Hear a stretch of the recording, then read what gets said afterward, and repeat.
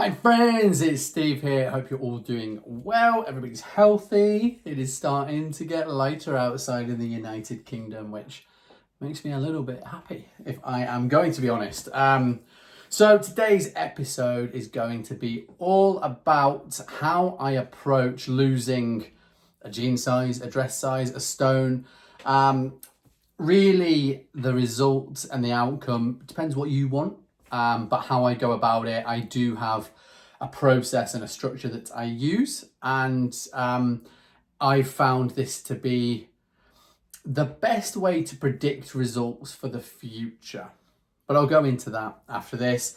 Before I get into the meat and the bones of the subject, a couple of things to mention. Number one, if you want to work with me one-on-one, if you want to lose weight, gain muscle, find a way to get healthier, fitter and leaner, while still enjoying your social life, if you've got a demanding career, it's all about figuring out what works for you. Then you can just go to normalpeoplefitnessclub.com and you can fill in a form and apply to work with me there. I don't work with everybody. Sometimes I'm not the guy for you. Sometimes you might just not be ready. So fill in the form and then I will get in touch with you. You can even book a call with me there. And if you go on the call, it's more about finding out, what do you want? Can we do it? What would a strategy be? And if you join me or not, if you pay me money or not, that call is going to be so useful for you, because it's going to give you loads of ideas regardless of whether I coach you or not. Second thing is, if you want to become a personal trainer, if you feel like you're stuck in your own work, maybe you want to help people, maybe you just want to turn this fitness thing and you found, like I did, like the transformational power in, like, oh god, that's so woo-woo, isn't it? But when I first lost weight and I first joined a gym, just the transformation in my head it gave me, that's what made me want to do this for other people. So I have some spots available where I will train you to be a personal trainer. You'll get qualified, you can get insured, and then I'll support you to build either a business or find you a job or find a way to make this amazing thing called health and fitness your job. Living the dream. I mean, listen, it's not all sunshine and rainbows. I might do a podcast on it one time, but it's a pretty cool way to make a living. And if you love being positive like me, it's really good. So I've called this podcast How to Lose a Jean Size or Two for Summer, but it can be about weight loss. It can be about anything. And I find that the pitfall that most people fall down into when they try and do this on their own is that they have no understanding or any awareness of where they're at now. And the amount of people I know who have put on a serious amount of weight and then tell me their diet's okay, or it's never changed, or I don't eat unhealthy. I'm like, well, I actually had a consultation with someone and I really appreciate the honesty this person had. And they were one of the more aware people. They changed jobs and stopped smoking, and then they replaced smoking with snacking, which is really common for people who've smoked before. And they put 8 stone on in 3 years. And I said to them, like, what's your diet like? They were like, well, it's not that bad. Well, you've put 8 stone on in 3 years, so something has changed. And I think for this person, there are a woman in their 50s, do you know what I mean, with the menopause and perimenopausal stuff that can slow things right down. We're going from a job where you are continuously busy, continuously on your feet, and you haven't got time to eat, to one where you're sitting on your bum all day and you're probably snacking a bit more. Even those two things are going to lead to a change in body composition in the wrong way. So anyway, they signed up for me. They are absolutely smashing it, and I can't wait to see what we do. But I think when people do it on their own, they just have a complete lack of awareness for where they're starting from and where they are at. And this is where we start, because you'll see younger personal trainers especially, they'll go on a website and they'll use something called the Harris-Benedict formula, which is a formula that predicts how many calories you need to lose weight or stay the same or gain weight depending on your goal. But the issue with the Harris-Benedict formula, in my opinion, is that it was tested on many people. And the Harris Benedict formula uses the average for the sample group that it used. So let's say 100 people, when these blokes, or this double-barreled posh bloke was like, here, let's invent this formula, you might have 5 people who are either extreme, where it doesn't apply to them, and then the 90 people spread between them. So it really is just a guess. And I actually think it's a little bit too, I don't know, whenever I've used the Harris Benedict formula on myself or other people, it always needs tweaking. So my version of how I work with people is a tiny little bit different. And it's more around their psychology. I'm still guessing, I'm still using formulas, but I like to have a specific thing where are you at now? If we change a variable, how does it change? So here is how I've structured it. Let's say we've got 12 weeks to get an outcome. And let's say, just for argument's sake, that outcome is you want to lose a stone, okay? Or 2 stone, whatever the outcome is, it doesn't matter for now. But for this example, I'm just using a stone. Yeah, 12 weeks, just over £1 a week, okay? And let's say you have a holiday booked or a reason for going. That's why the deadline's there. Because if we don't know where you're at now, we don't know where you want to get to and by when, it's really, really hard to work this stuff out. If you've just got an open-ended goal, I mean, there's no urgency there. I like to break things up. So when I plan a 12-month period, I'm doing 4 12 weeks with a little bit of a break in between. So in a 12-week period, let's say we want to lose a stone, here is how I structure it. The first 3 weeks I call the experiment phase, okay? And the experiment phase is all about finding out where you're at now, starting with some baselines and seeing how they affect your body. So let's say you weigh yourself and you're 100 kilos. All my examples, just for easy maths, okay? So I want to lose a stone. I want to get to like 93, 94 kilos, okay? I do everything in kilos, very annoyingly. So what I'm going to do is I'm going to use that 100 kilo number, or 225 pounds. That's what 100 kilos is in pounds. And I'm going to put my calories somewhere around 10 times that amount. So for me, I'm going to eat 2,250 calories a day. Yeah. So that's the first parameter, 10 times my body weight. Now, in theory, I should be losing quite a lot of weight on that. But I feel like people, I've had this a few times recently where I've said, here's your starting calorie amount. And according to all the science and all the studies out there, you should be losing a lot of weight on that. Now, the inverse is true, where if you've put on that weight and you weigh that, you have been eating over that amount for a while. And I get a lot of pushback on that. Oh, I could never eat that. Oh my God, I could never eat that amount. And where that comes from is when they have tracked calories in the past, these people have tracked calories in the past, they've tracked their Monday to Thursday when they've been the strictest possible. And they might have 800, 900 diet, but then they'll have a shitty day on a Thursday and they'll eat loads and they'll say, I'll start again on Monday. And then what happens is they'll have 4,000 calories Thursday, Friday, Saturday, Sunday. And if you're sitting there going, I would never have that amount, track a weekend, please, and then message me. And if you don't, then I will do a public apology.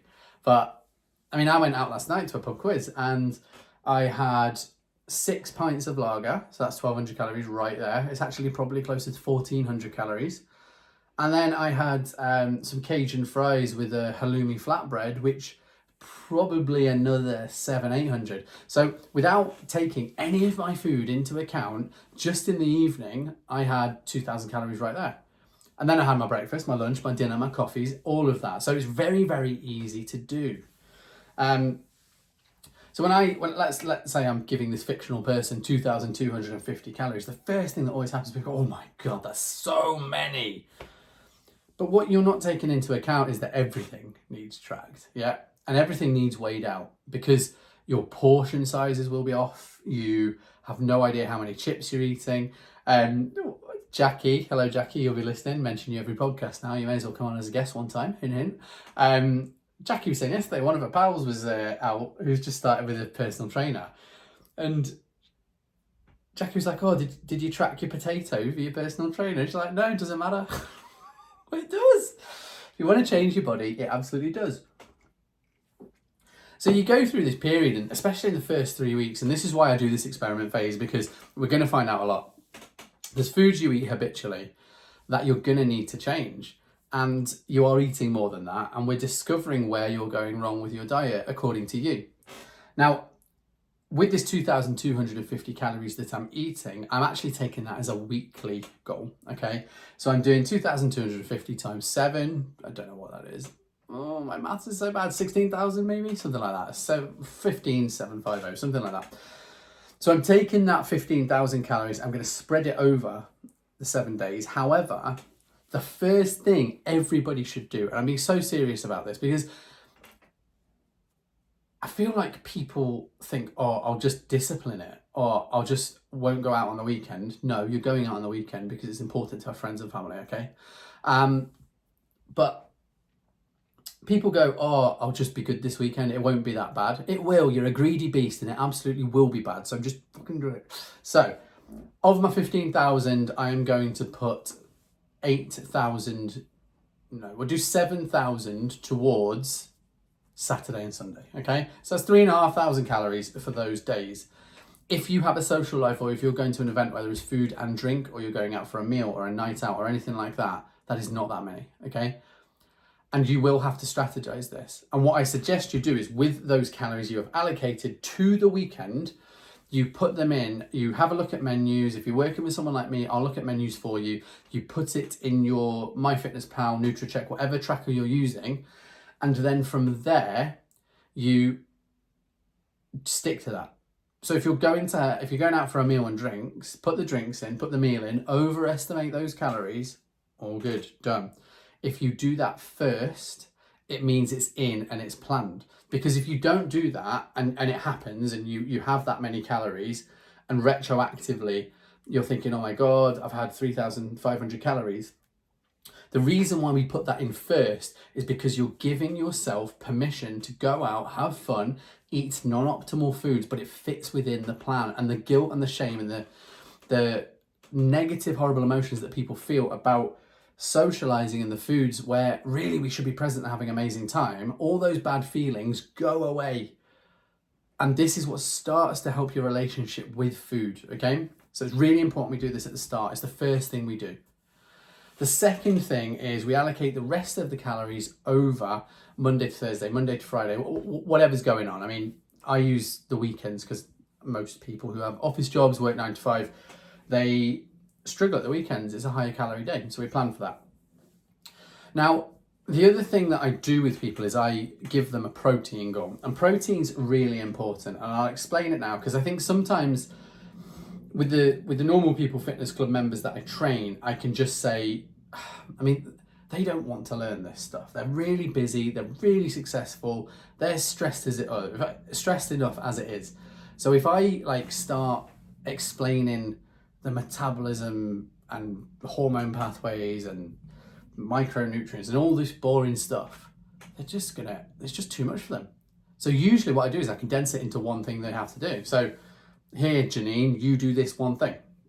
Yeah, I don't even explain why, unless they specifically ask, because I just don't want to take any of their bandwidth in their brain when they've got stressful lives and do it. So the way protein works, it does two things. One of them's good because it will help you recover from the gym. It maintains your muscle mass. And if you're in a calorie deficit and you're eating less than you burn, and then you refuel with protein, it sort of signals to your body like, we just need to lose fat here. So you get more fat loss than you would.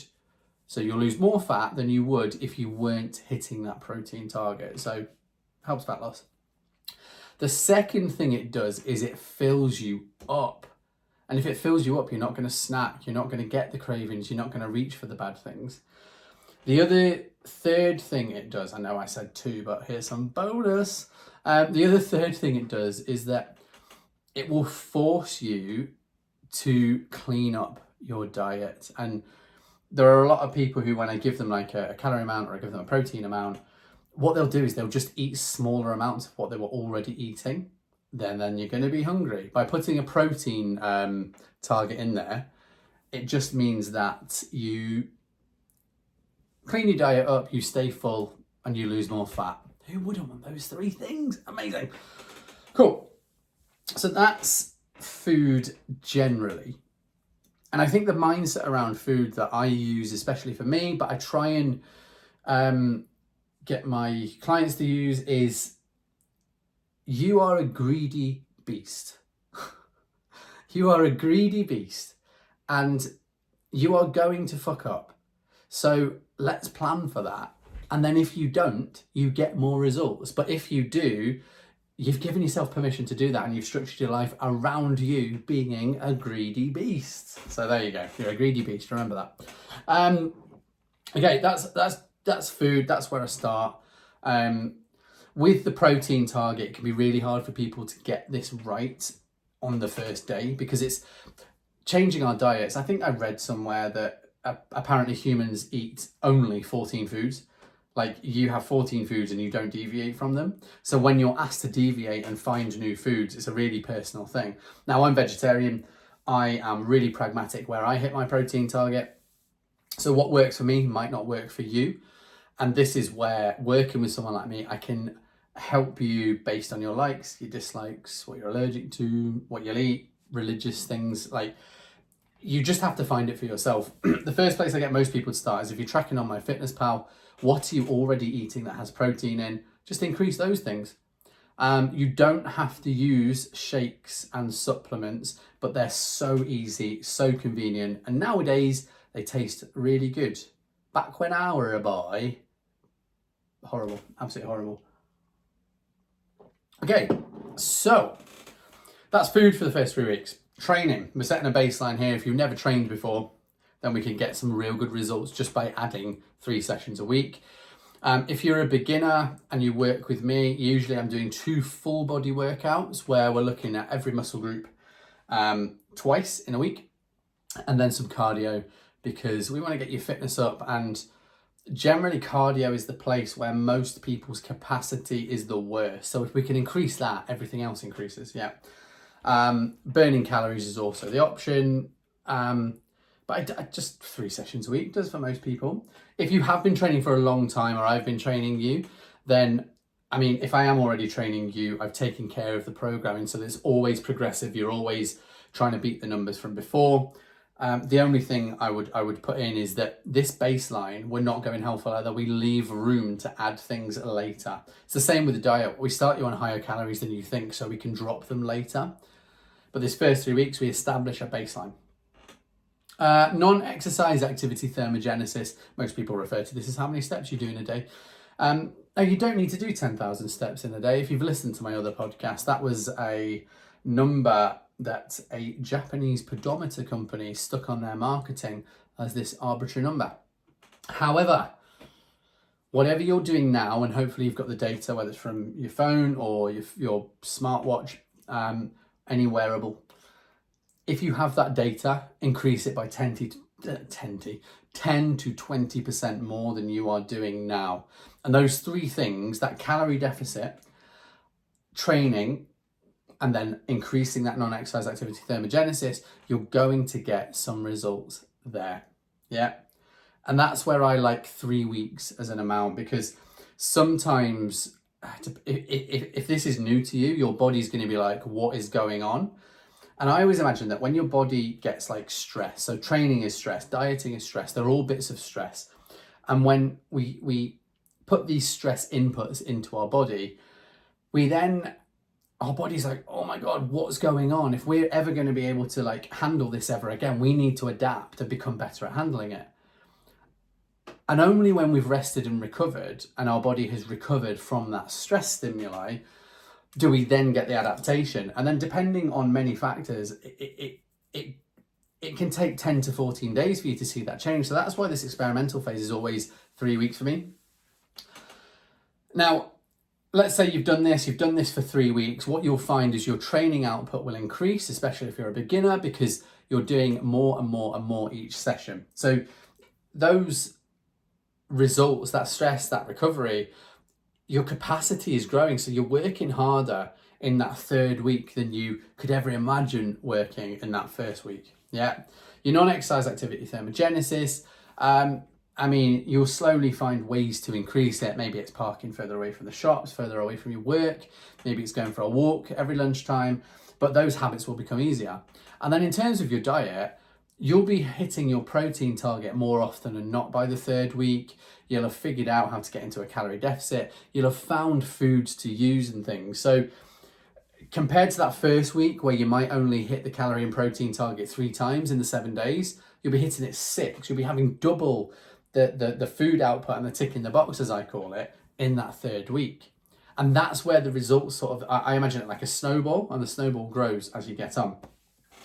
Now, what I usually do is get my people, I like people to, if you're weighing yourself or measuring yourself on a Friday morning, the issue with doing it on a Sunday or Monday, which is what most people do, is that if you're having a social weekend or you're eating more food in that time, then you'll get a spike in water retention probably from alcohol, salt, carbohydrate intake.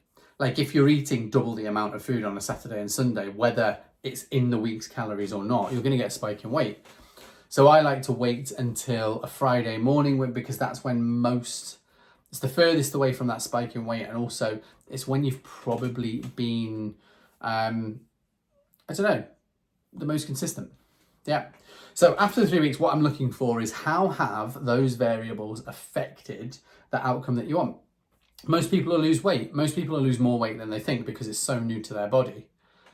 But that weight loss will not be linear. If just because in the first 3 weeks you get an average of 3 pounds loss a week, or let's even call it 2 or 1.5 pounds loss a week, unless you're changing variables, that slows down because your body adapts so quickly. Like if you went on a treadmill for an hour every single night for 1 month, first 2 weeks, your body would probably adapt quite a bit, and then that adaptation would slow down. So you either have to be on that treadmill for longer or change the way you work. So we have to take that into account.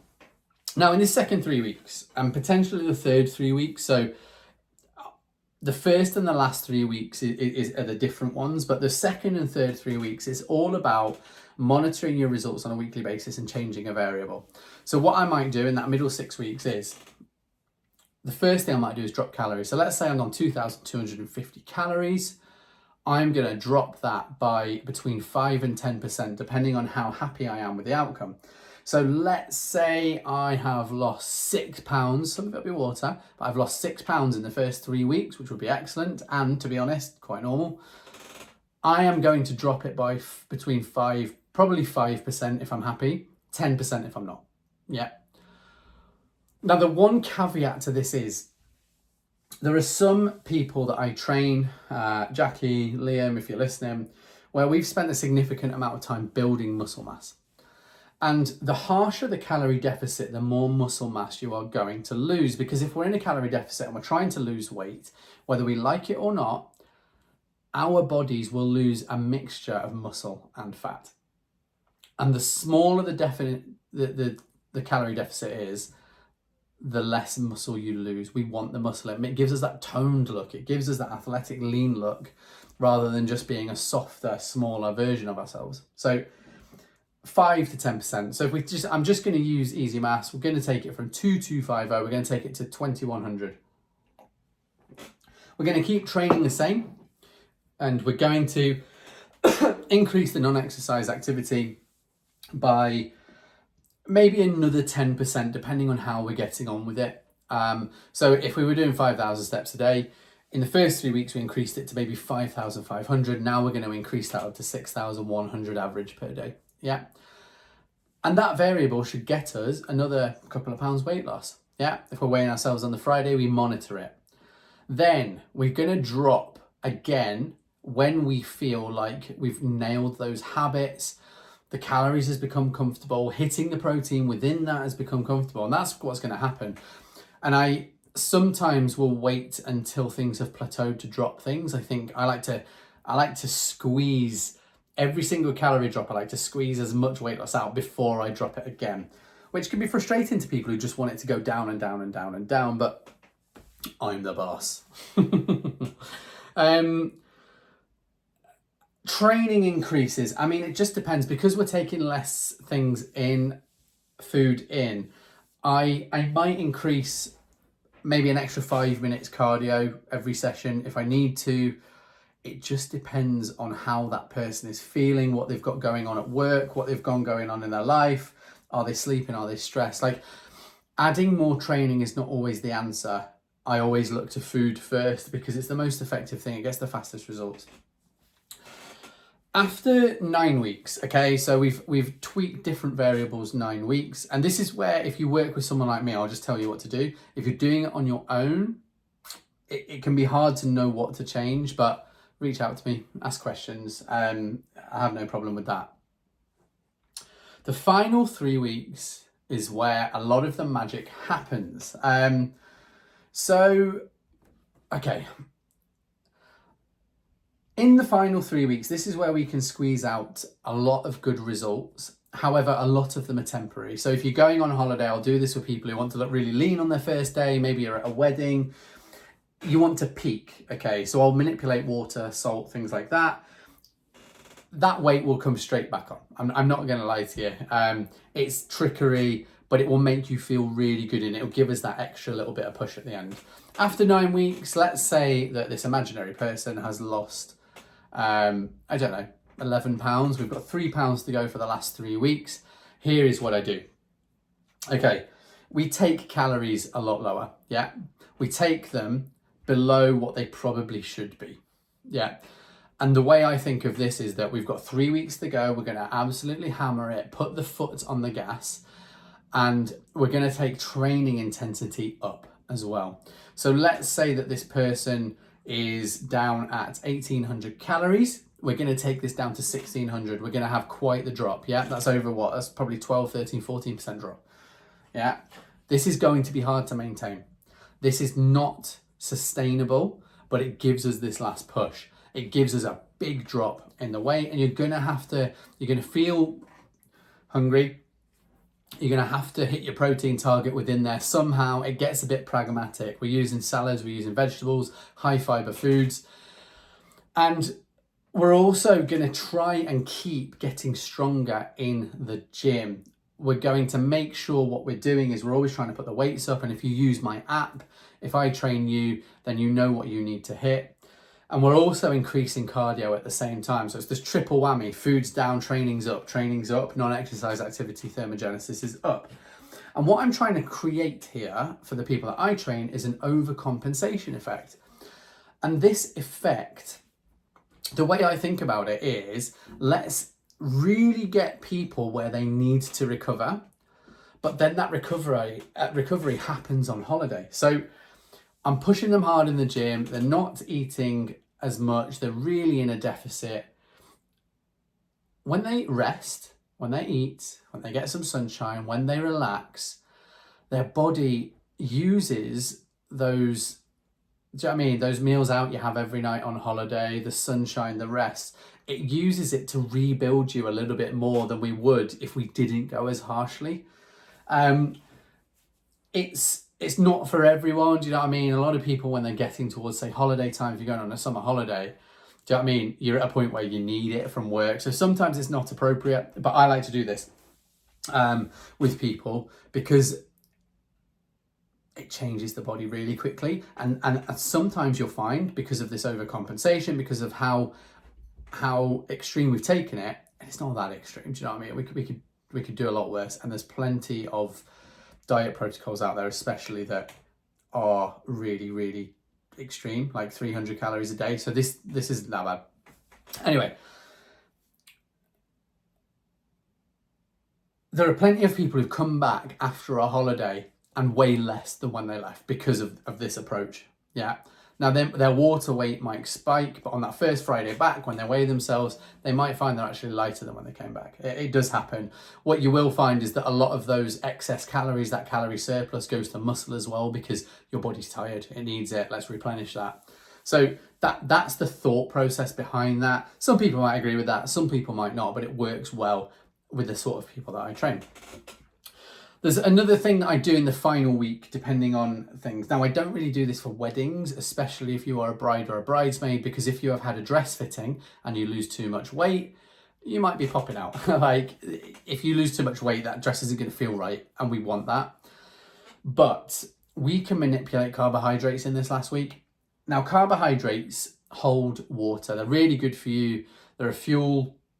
They will help you training. They're also really tasty. All the really good stuff is carbohydrates. And if you're a person who psychologically likes to save calories for a treat at the weekend, they're really, really good. But what they also do is hold water. And for every 1 gram of carbohydrate, you will hold 3 grams of water. So let's say you're having 200 grams of carbohydrates a day, you will be holding an excess 600 grams of water. Yeah, 600 grams of water plus 200 grams of carbs is 800 grams, which is what? 2 pounds. So you'll be holding 2 pounds of water. What I may do in the final week is limit people's carbohydrates to between 50 and 100 grams of carbohydrates per day within their calorie allowance. What this will do is it will give you a big drop in water. You will lose the water from under your skin. You will get this lean, hard look, and it gives you an extra 2, 3, 4, 5 pounds weight loss in that final week. Once you eat carbohydrates again, that weight will go back on. But if you want to peak on one day, or you want to peak for holiday, for day 1, day 2, day 3, it's a really nice tool to use. But again, it's a short-term thing that allows you to peak on that day.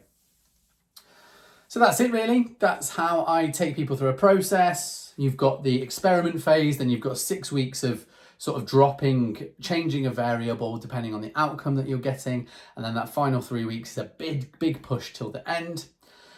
And then over a year, let's say you use this framework. What I might do is let's say you're not going on holiday. We might use that as a 12-week framework and then have a diet break every 12 weeks where we have a week off the diet. And actually, Janine's a really good example of this, where we did that 4 times.